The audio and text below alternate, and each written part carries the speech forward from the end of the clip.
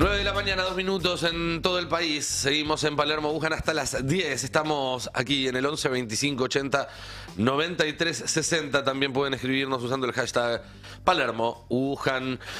Vamos a hablar de algo que está pasando, de una de las características más preocupantes de este gobierno, porque es algo que de alguna manera termina condicionando toda la agenda, todos los otros temas que discutimos, la educación pública, los presupuestos, cuando discutimos de políticas de seguridad, cuando discutimos de lo que pasa con la economía, y tiene que ver con la decisión de este gobierno de hacer una aproximación a la política exterior como nunca antes en la historia argentina se había intentado. La forma de gobierno en Argentina le da plenos poderes al Ejecutivo para tomar determinaciones en términos de política exterior y relativamente pocas herramientas al resto de los poderes del Estado para intervenir en ese área. Y Milei, que es justamente un presidente que no tiene mucha incidencia en el legislativo, que no tiene gobernadores, que no tiene intendentes, está aprovechando ese a sola firma que tiene en política exterior para avanzar a una velocidad y una profundidad que quizás no está haciendo en otros temas. Y esa política exterior que ahora se rige, nos lo enteramos cuando estuvo en Tierra del Fuego de madrugada en ese acto con la generala Richardson, por una nueva doctrina, algo que se volvió a mencionar días más tarde en un comunicado de presidencia, una nueva doctrina para la política exterior, pero que no conocemos los argentinos. No sabemos cuál es en detalle esa nueva doctrina. No se ha publicado, no se ha discutido públicamente, no ha habido entrevistas de la canciller o del secretario de Asuntos Estratégicos o del jefe de gabinete para explicarlo. Pero que nosotros no la conozcamos no significa que no exista y no significa que no se esté ejecutando y que no la conozcan otros, como por ejemplo los Estados Unidos, que son claramente protagonistas de esta nueva doctrina. Casualmente tampoco le conocemos la voz al jefe de gabinete, Nicolás Posse, y los Estados Unidos sí, pasa lo mismo que con la doctrina, qué curioso. Posse, que está poniendo excusas para demorar su presencia ante el Congreso, iba a ser en abril, ahora va a ser en mayo, la Constitución dice que tiene que ser todos los meses. Pero lo cierto es que estuvo esta semana en Estados Unidos, donde tuvo, entre otras, su tercera reunión con William Burns. William Burns es el jefe de la CIA, de gestión. Es realmente llamativo, no solo para la agenda de Posse, no solo para la agenda del jefe de gabinete argentino, sino para la agenda de William Burns, un tipo que tiene problemas un poco más grandes que el de Argentina, y que conseguir una reunión con él no es algo sencillo, no es una figura accesible. ¿Por qué le dio 3 veces en 4 meses un lugar en su agenda al jefe de gabinete del gobierno nacional argentino, que podría estar hablando con el secretario de Estado o con el asesor jefe de la Casa Blanca? Pues no.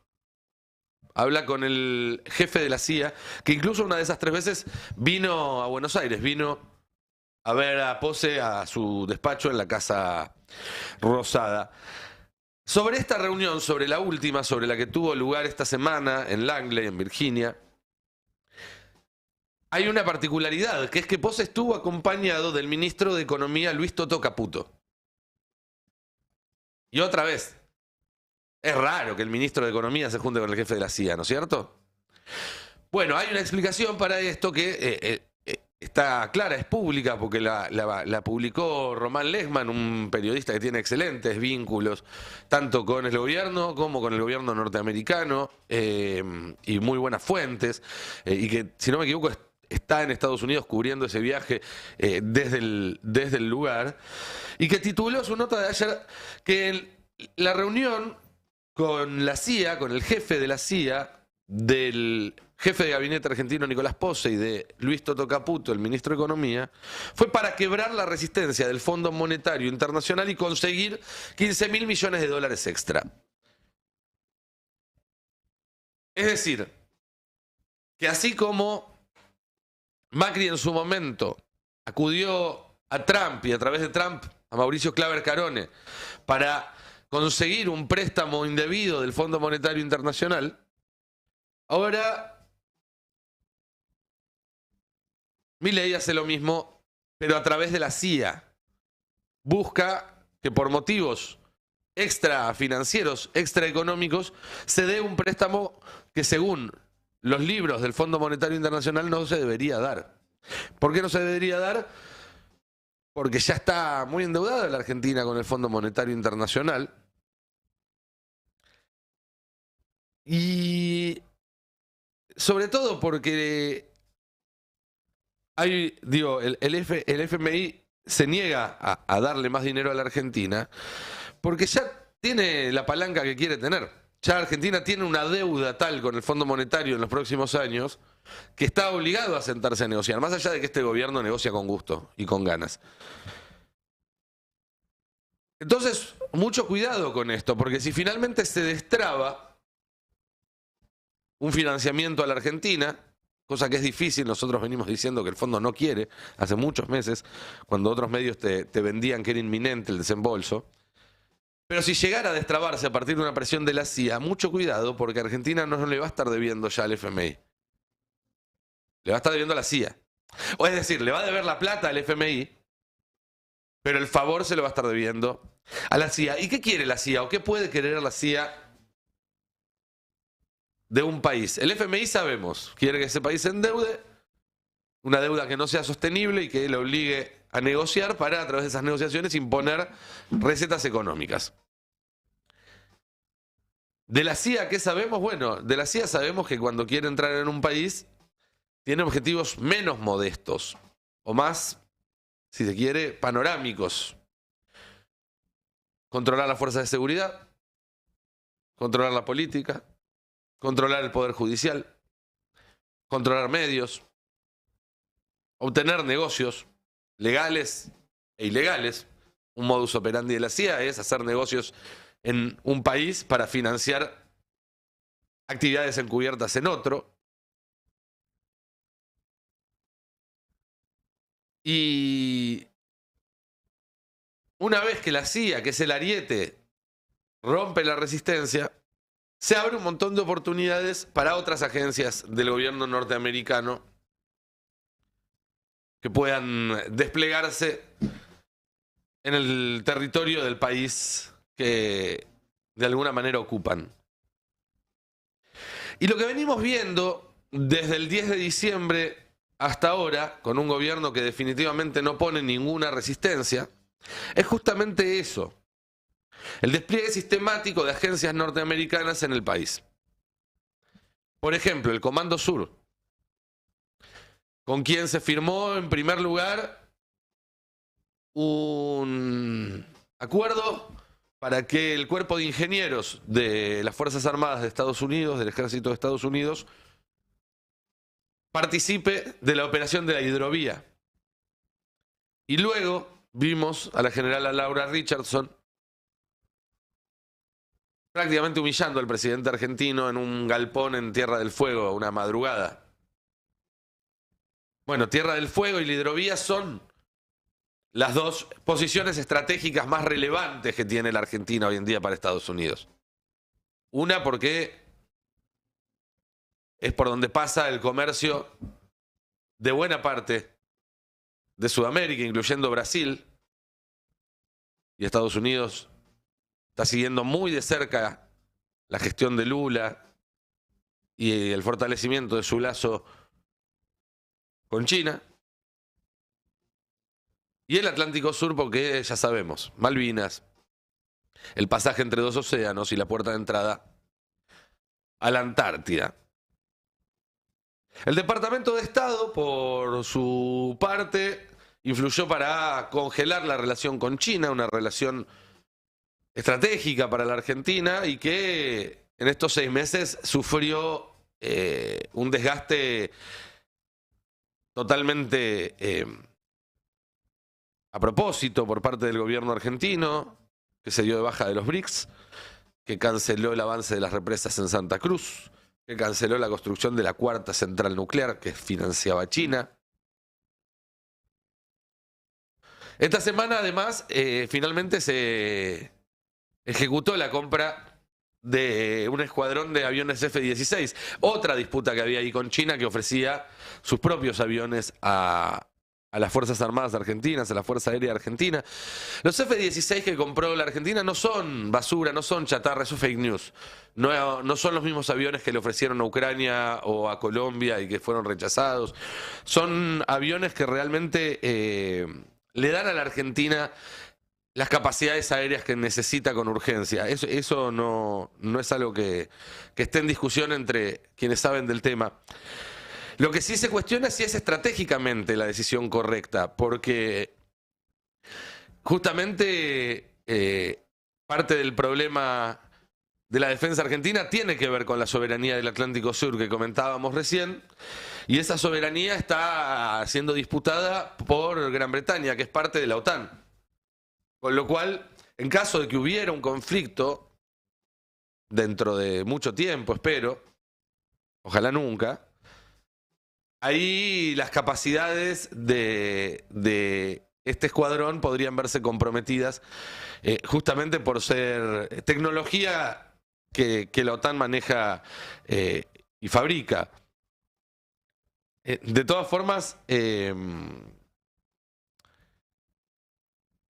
quería aclarar eso, ¿no? Que el problema en todo caso es estratégico, pero no pareciera ser un problema para este gobierno, porque en la misma gira donde todos nos distrajimos viendo al ministro de Defensa y Cosplay, Luis Petri, haciendo su acting de Top Gun, You can ride on my tail anytime,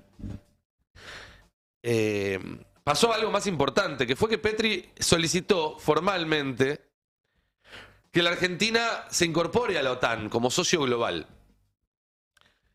Socio global es la categoría más alta que puede tener un país dentro de la OTAN si no forma parte de justamente lo que se conoce como Atlántico Norte, Estados Unidos o Norteamérica y Europa. Se extiende un poquito quizás en Asia Menor, en alguna ex república soviética, pero para que se hagan una idea, ¿quiénes son socios globales de la OTAN? Japón, Australia, Colombia, en América Latina, el único, Irak, después de que Estados Unidos obviamente arrasara con el país y pusiera un gobierno afín. Bueno, en Japón pasó lo mismo, hace más tiempo, pero pasó lo mismo. Corea del Sur, Mongolia, Nueva Zelanda y Pakistán. Hay algo en común entre todos estos países, con la excepción de Mongolia, porque hasta tanto no llegaron los yanquis. Son todos países que tienen bases norteamericanas instaladas en su territorio. Bases militares norteamericanas instaladas en su territorio. Con lo cual ya sabemos cuál es el camino que se sigue si vamos por ahí. Otra noticia que pasó desapercibida esta semana, está muy viajero todo el gabinete. Y Patricia Bullrich estuvo en Estados Unidos, reunida justamente con agencias de seguridad. Otras agencias muy interesadas en aumentar su influencia en la Argentina. Al regreso de su viaje por Estados Unidos, Bullrich envió esta semana al Congreso una ley que había anunciado hace más o menos un mes junto con Luis Petri, que es la ley antimafias. En realidad mandó un paquete de 4 leyes que tienen que ver con modificaciones al Código Penal. Una es para que los policías que disparan por la espalda no puedan ser juzgados. Otra es para poder dar como motivo válido de prisión preventiva la reiterancia, es decir, si tenés 2 procesos ya te pueden meter preso, aunque no tengas condenas. Pero la más importante o la más preocupante de las leyes que trajo a su regreso del viaje de Estados Unidos Bullrich es la ley antimafias. Por varias cuestiones. Una, que es la que ya se conocía y que es bastante preocupante de por sí, es la que permite juzgar a todos los miembros de una organización por el crimen más grave que haya cometido uno de los miembros de esa organización. Básicamente, si vos formas parte de un grupo y acusan a un miembro de ese grupo de algún acto de violencia, te pueden meter preso a vos por ese acto. Pero además, esta ley tiene otro capítulo del cual nos enteramos esta semana y que es muy preocupante, que básicamente es un capítulo que reglamenta un estado de emergencia, un estado de excepción.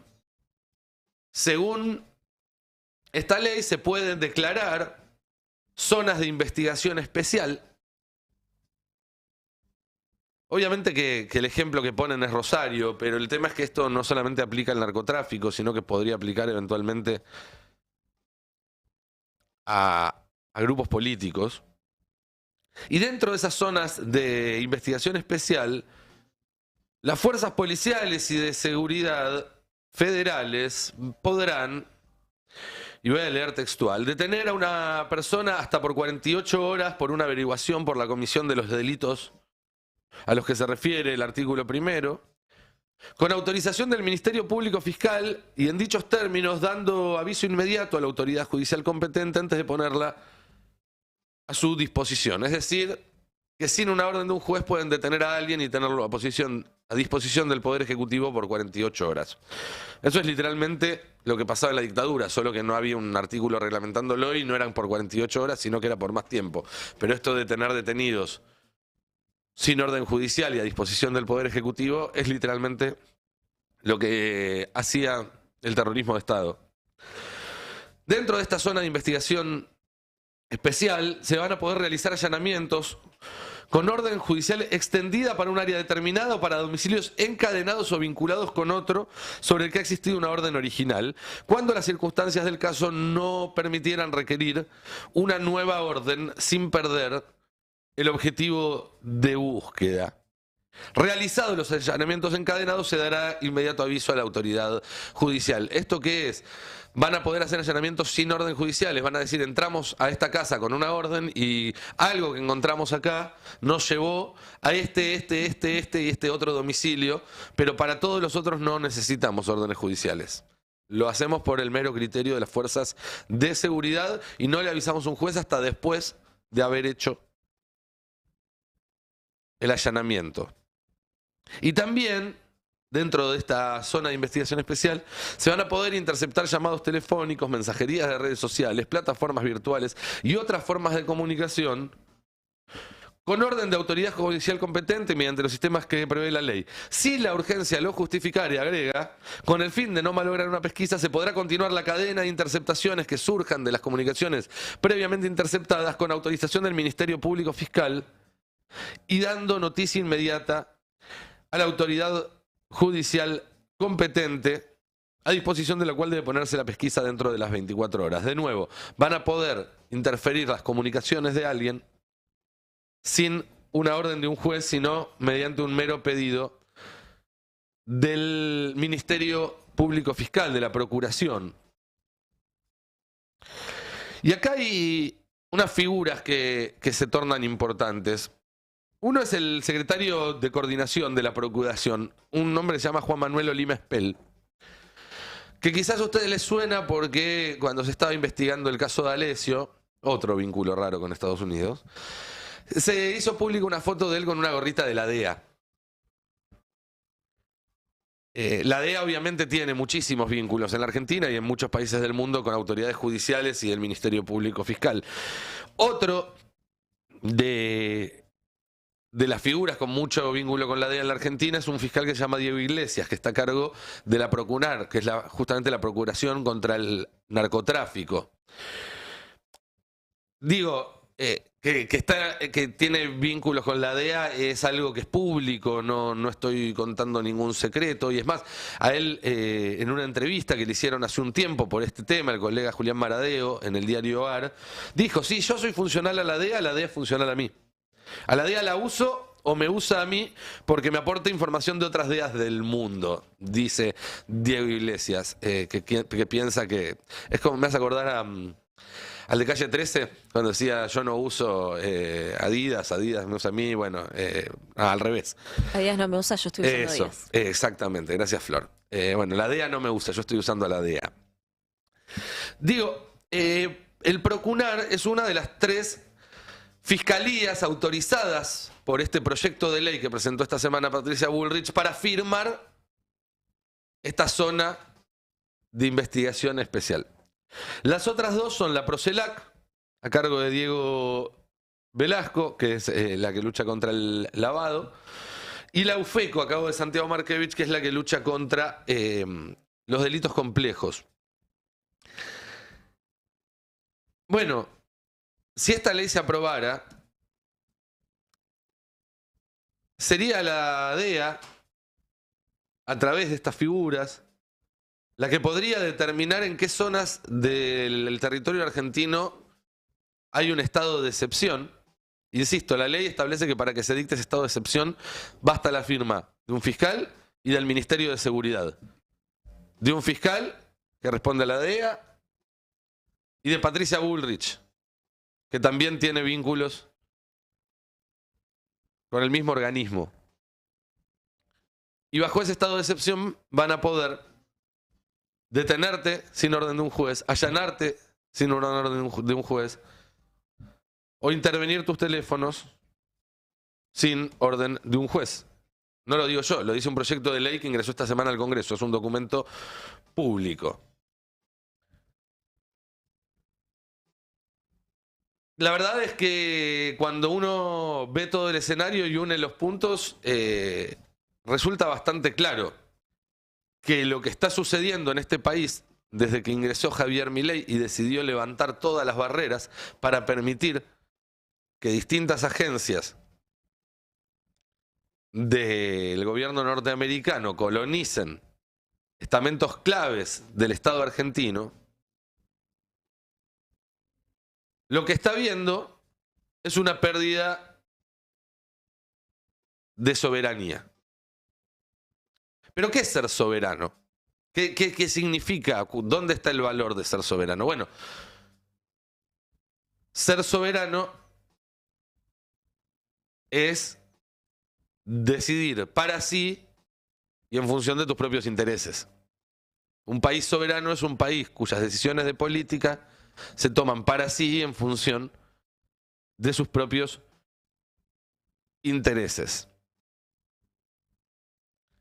Lo contrario a eso es lo que está haciendo Milei.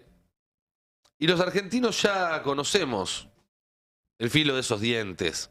Ya sabemos lo que es hundirnos en el infierno por poner nuestro territorio, nuestro trabajo, nuestra sangre a disposición de los intereses amorales de un imperio. Esto hay que entenderlo. No estoy juzgando a los Estados Unidos, sino que todo imperio, por definición, cuando actúa en su periferia, supedita los medios, es decir, esa periferia, la vida de quienes viven allí, la economía de esos países, incluso la integridad territorial de esos países, por sobre el fin, que es el interés nacional, en este caso de Estados Unidos. Antes fue Inglaterra y tantísimos otros a lo largo de la historia. Argentina tiene que ser un fin en sí mismo. Eso es soberanía. Tener un país que se desarrolle, porque vivir en un país desarrollado es mejor que vivir en un país que no está desarrollado. La alternativa lleva por un mal camino. Y tarde o temprano, porque algunos pondrán algunos ejemplos aislados en la historia de países que por motivos geopolíticos, al alinearse, recibieron una cuota tal de ayuda que les permitió dar un salto adelante en el desarrollo, es cierto. Esos ejemplos existen. Son mucho más numerosos los ejemplos de países que terminaron arrasados, que terminaron amputados, que terminaron cercenados por el accionar amoral del imperio.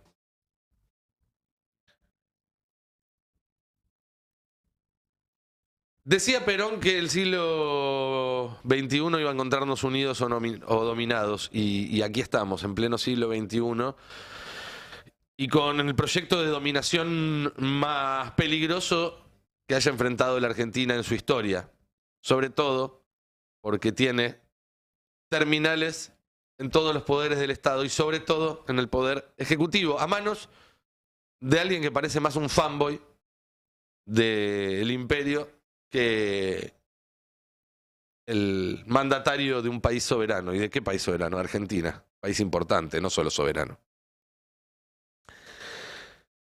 Y la alternativa a unidos o dominados es, bueno, estar unidos justamente. Y por eso creo que es sumamente importante lo que pase a partir de este martes. A partir de este martes.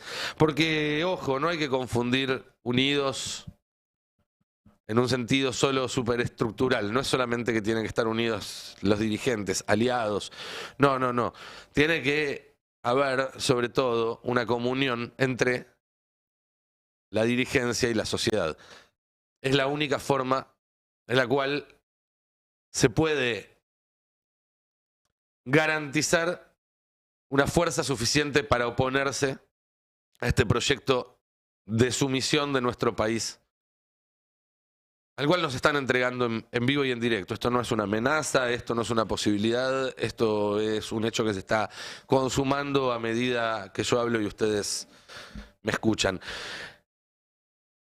Esperemos estar todos a la altura de esas circunstancias, porque lo que está en juego más que nunca es la Argentina. Y cuando uno une los puntos, la figura que se forma es bastante clara.